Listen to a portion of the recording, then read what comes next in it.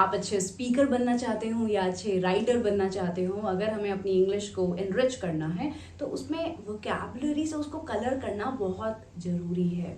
पर यहाँ क्वेश्चंस आते हैं कि वोकैबुलरी इम्प्रूव कैसे करनी है। इम्प्रूव कर ली तो उन वर्ड्स को लाइफ लॉन्ग रिटेन कैसे करके रखना है दिमाग में कि मैं ज़िंदगी भर उन शब्दों को भूलूँ ना।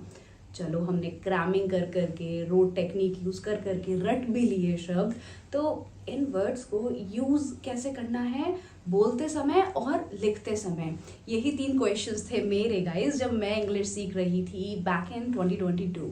सो I asked the same question to more than 10 language experts and surprisingly all of them give me the same suggestion कि बेटा अखबार पढ़ो, रोज पढ़ो, बहुत पढ़ो, और उनमें से जो वर्ड्स आते हैं उनको नोटबुक में लिखो और उनको याद करना शुरू करो। ऐसे धीरे धीरे वोकैबुलरी इम्प्रूव होगी। मैंने कहा ठीक है सर, ऐसा ही करूँगी। 6 months डाउन द लाइन मैंने नोटबुक्स भर दी, बहुत सारे शब्द याद करे और उनके मीनिंग्स लिखे। रोज मैं सुबह उठती, वर्ड्स को रिवाइज करती, उनके मीनिंग्स याद करती, फिर न्यूज़पेपर पढ़ती, उसमें नए वर्ड्स ऐड करती। 6 months ये प्रोसेस चलता रहा और 6 महीनों के बाद जो हुआ वो था अद्भुत, incredible. I was not able to use even 1% of the words I had learned over those 6 months. मतलब अगर मैंने 5000 शब्द सीखे थे 6 महीने में, तो उन 5000 शब्दों में से शायद 50 शब्द भी मैं ना अच्छे से बोलने में यूज़ कर पाती थी और ना लिखने में यूज़ कर पाती थी। #True story. अब हो क्या रहा था कि लिसनिंग इम्प्रूव हो गई थी, थोड़ी थोड़ी रीडिंग इम्प्रूव हो गई थी, थोड़ी रीडिंग की स्पीड बढ़ गई थी, पर जो मेरा मेन रीज़न था वोकैबुलरी इम्प्रूव करने का कि मैं बोलते समय ज़्यादा अच्छी वोकैबुलरी यूज़ करूँ और मेरी रिटन इंग्लिश इम्प्रूव होनी चाहिए, दोनों ही प्रॉब्लम सॉल्व नहीं हुई थी। और I had started doubting my self कि शायद मेरे बस का ही नहीं है इंग्लिश सीखना, ये मेरी कैपेसिटी से बहुत बाहर है, ये मेरे लिए बना ही नहीं है। अब अगर गाइज आप भी कुछ ऐसा ही एक्सपीरियंस कर रहे हो, let me tell you, it's not about you, it's not your fault at all. Neither English is very difficult as such. इतनी मुश्किल भी नहीं है। हमने 12वीं तक जितनी किताबें पढ़ी हैं उन सबको अगर हम पढ़ सकते हैं तो वोकैबुलरी एक बहुत छोटी सी चीज़ है। प्रॉब्लम थी हमारी टेक्निक्स में, हमारी स्ट्रैटेजीज में। सही टेक्निक अगर हम फॉलो नहीं करेंगे तो हमें कभी भी रिजल्ट नहीं मिलेगा अपनी मेहनत का। तो आज की वीडियो में मैं आपके साथ अपने लाइफ एक्सपीरियंसेस शेयर करना चाहती हूँ, ब्लेंड करके उस कॉन्सेप्ट के साथ जो मेरे को लावा रीडिंग एप्लीकेशन के जो डेवलपर्स हैं, जो लैंग्वेज एक्सपर्ट्स हैं, उनसे बहुत लंबे लंबे डिस्कशंस करने के बाद मिले हैं। तो ये कॉन्सेप्ट मैं आपके साथ शेयर करती हूँ और 99.99% प्रॉब्लम आपकी वोकैबुलरी की सॉल्व हो जाएगी अगर आप इन टेक्निक्स को मेरे साथ फॉलो करते हैं। मेरा नाम है विद्युषी और ये वीडियो आपको प्रेजेंट करी है ओशन इंग्लिश अकेडमी ने लावा रीडिंग एप्लीकेशन की कोलैबोरेशन के साथ। Let's get into the video right away. सबसे पहले ये समझते हैं कि रोट लर्निंग मतलब जब हम किसी चीज़ को रट कर बार बार बोल कर याद करते हैं तो वो एक सक्सेसफुल मेथड क्यों नहीं है।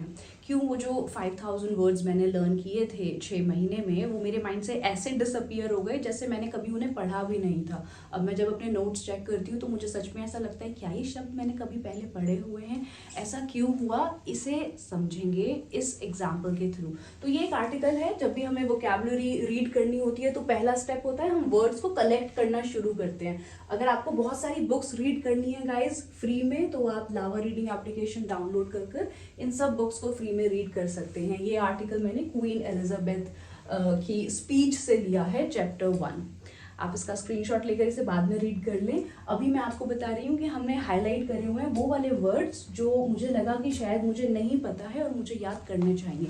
कैसे वर्ड्स हमें याद कराए जाते हैं बचपन से ही कि हम उन्हें रट कर याद करते हैं। ग्रीफ मतलब दुख, इनॉर्मस मतलब बहुत बड़ा, इंक्रीजिंगली मतलब बढ़ता जा रहा है, डिसरप्शन मतलब विरोध लगा दिया, रुक गया कोई काम। अब वर्ड्स याद कर लिए, अब देखो यहाँ पर आओ, देखो ये क्या है, ये आपका माइंड है और ये न्यूरल नेटवर्क्स हैं, ये सब न्यूरल नेटवर्क्स हैं।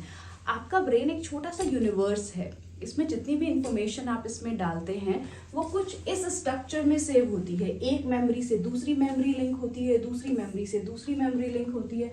अब हम क्या करते हैं, हम इस यूनिवर्स में एक शब्द रट कर यहाँ डाल देते हैं, इंक्रीजिंगली या फिर इनॉर्मस, ग्रीफ।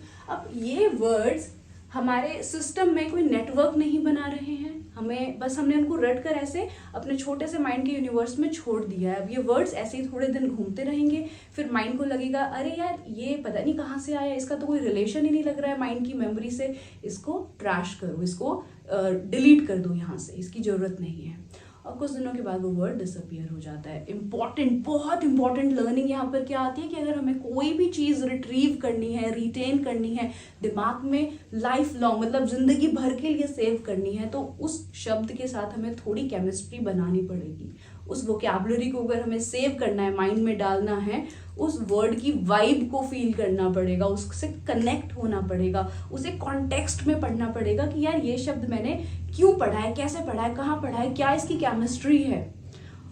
अब यहाँ पर अगर वर्ड्स को ऐसे डालते रहे हम, तो वो सारे वर्ड्स, क्योंकि कोई भी नेटवर्क नहीं बना रहे हैं ना, न्यूरल नेटवर्क नहीं बन पा रहा है उनका, तो वो डिलीट हो जाएंगे। अब एग्जाम्पल देखो, जब हमें बचपन में पेरेंट्स को ये बताना था कि बेटा ये एप्पल है, उन्होंने हमें कैसे बताया था, पहले हमें दिखाया बुक में दिस इज एन एप्पल, उसके बाद हमने सोचा अच्छा ये एप्पल है, अच्छा ये फ्रूट का नाम है, अच्छा ये वही है जो पापा रोज लेकर आते हैं एप्पल। उसके बाद हमने उसे एक्सपीरियंस किया, जब हमारी मॉम ने पूछा बेटा व्हाट इज दिस, हमने कहा दिस इज एन एप्पल, क्योंकि अब हम खा भी चुके हैं। तो हमारी जो एप्पल के साथ केमिस्ट्री थी वो कितने स्टेप से होकर गई, देखा, सोचा, समझा और फिर उसको एक्सपीरियंस किया, और अब हमें पता है ये एप्पल है। अब वो कह रहा है, हम एक वियर्ड सा वर्ड देखते हैं न्यूज़पेपर में और हमें लगता है इसको 5-6 बार ऐसे ही बोलेंगे, इसका मीनिंग चेक करेंगे और ये सेव हो जाएगा। वो सेव नहीं होगा। आप ऐसे अगर वोकैबुलरी लर्न कर रहे हो तो इससे अच्छा आप मत करो, क्योंकि वो बस टाइम वेस्ट कर रहा है आपका, वो माइंड आपका डिलीट कर ही देगा। वर्ड के साथ केमिस्ट्री क्रिएट करना बहुत ज़रूरी है। और यहाँ पर आता है वोकैबुलरी इंप्रूव करने का सबसे पहला point, do not chase vocabulary, chase knowledge. मतलब देखो, vocabulary is a by product of reading. Vocabulary reading से आता है। रीड आप क्या करोगे, आप वो रीड करोगे जो आपको इंटरेस्ट कर रहा है। अगर आप कुछ भी रीड कर रहे हो, कोई भी शब्द ऐसे दिमाग में डाल रहे हो कि यार वोकैबुलरी इंप्रूव करनी है, आउट ऑफ स्ट्रेस, कोई भी शब्द सीखा, दिमाग में डाला, दिमाग से गायब, फिर सीखा, फिर याद किया, दिमाग से गायब, ये साइकिल ऐसे ही विशियस साइकिल रिपीट होती रहेगी। अगर आप ऐसा नहीं चाहते हो तो आप ये देखो कि आपको किस तरह की बुक्स पढ़ने में इंटरेस्ट आएगा, या आप किस तरह की प्रेजेंटेशंस देते हैं, किस तरह के आर्टिकल्स आपको लिखने होते हैं, उसी तरह की बुक्स उठाएं और बुक का जो सब्जेक्ट है उस सब्जेक्ट से खुद को कनेक्ट करें कि अच्छा ये सब्जेक्ट है, हाँ मुझे इस बारे में जानना है। जब टॉपिक में इंटरेस्ट आएगा तो न्यूरल नेटवर्क क्रिएट होगा। जब न्यूरल नेटवर्क क्रिएट होगा, ये मेन टॉपिक है। अब इस टॉपिक के साथ जो वोकैबुलरी हम पढ़ेंगे, वो वोकैबुलरी हमारे माइंड में हमेशा के लिए सेव हो जाएगी, क्योंकि हमने उसे एक मेमोरी से लिंक कर दिया है, एक नॉलेज से लिंक कर दिया है, सिचुएशन में लिंक कर दिया है। तो first point, do not chase vocabulary. उन शब्दों को ऐसे लिख लिख कर याद करने से कोई फायदा नहीं होगा। Chase knowledge.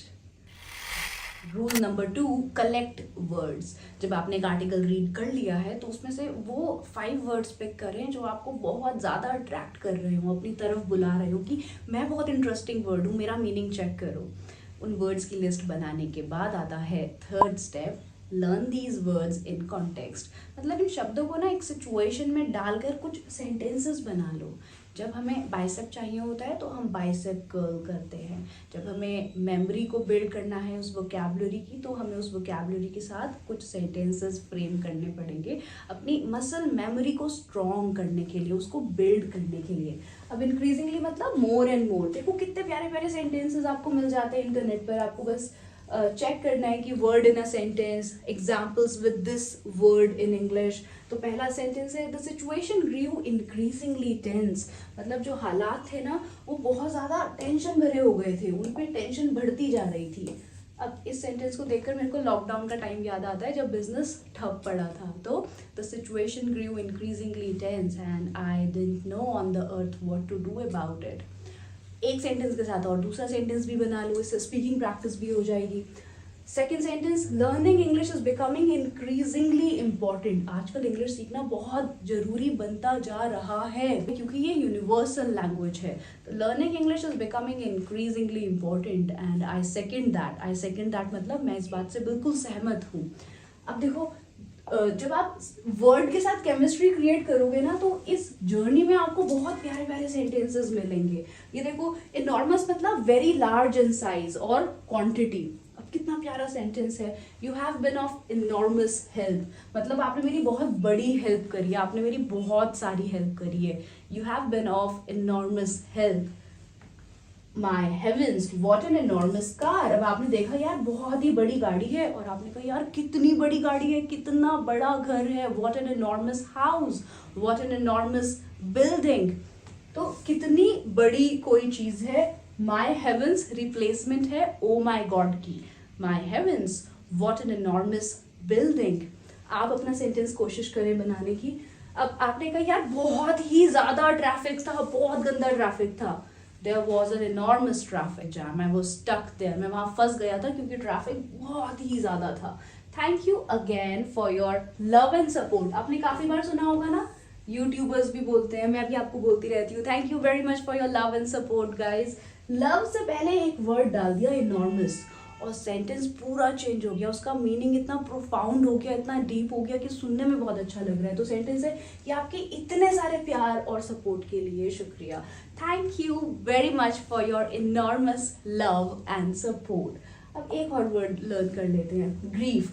अब देखो, ये वर्ड्स हमें तब तक ही बोरिंग लग रहे थे जब हमें ये पहली बार उस पैराग्राफ में मिले थे। हमने कहा यार ये बोरिंग से वर्ड्स, चलो मैं रट लेता हूँ। तो जब हमने इन वर्ड्स के ऊपर रिसर्च करनी शुरू करी तो ये वर्ड्स कितने इंटरेस्टिंग और कितने इंपॉर्टेंट सेंटेंसेस बना रहे हैं। आप देख रहे हैं, इंटेंस सॉरो, बहुत डीप ग्रीफ, मतलब बहुत deep sadness.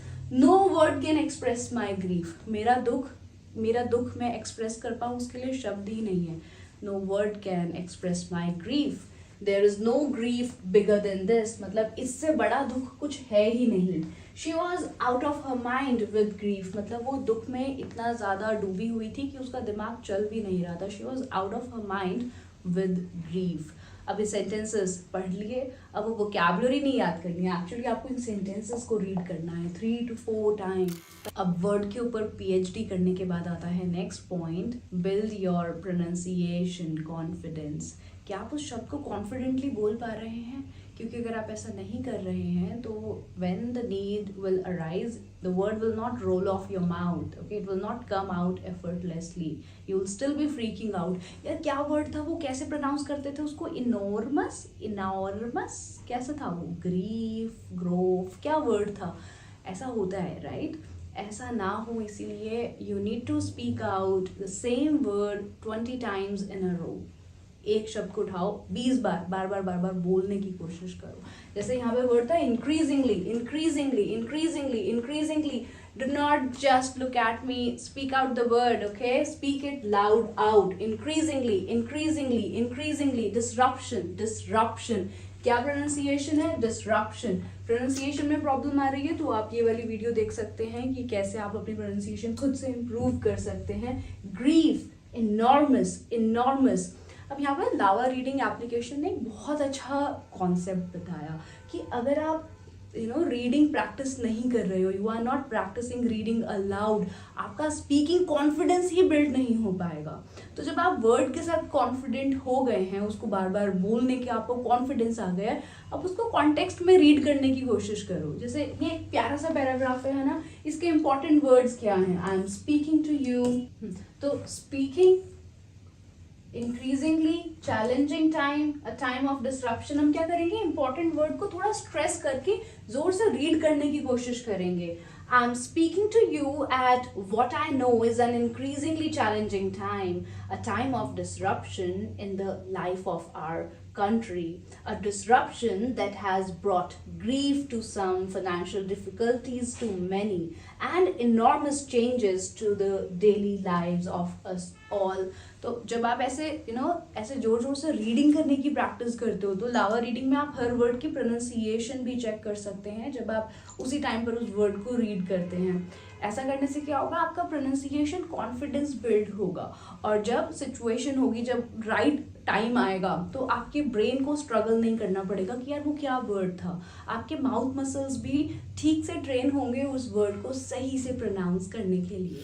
Last but not the least, subscribe to the power of self discipline. आपने हिंदी में वो कहावत सुनी है, पहले आप आदतों को बनाते हैं और फिर आदतें आपको बनाती हैं। ये बिल्कुल सच है। देखो, ये सारी की सारी एक्सरसाइज 1 दिन 2 दिन 3 दिन करने से कुछ नहीं होगा, वीडियोस देखने से भी कुछ नहीं होगा। आपको हैबिट फॉर्म करनी पड़ेगी। बस आप एक बार 21 डेज तक ये रीडिंग प्रैक्टिस कर लें लावा एप्लीकेशन को यूज़ करके, राइट।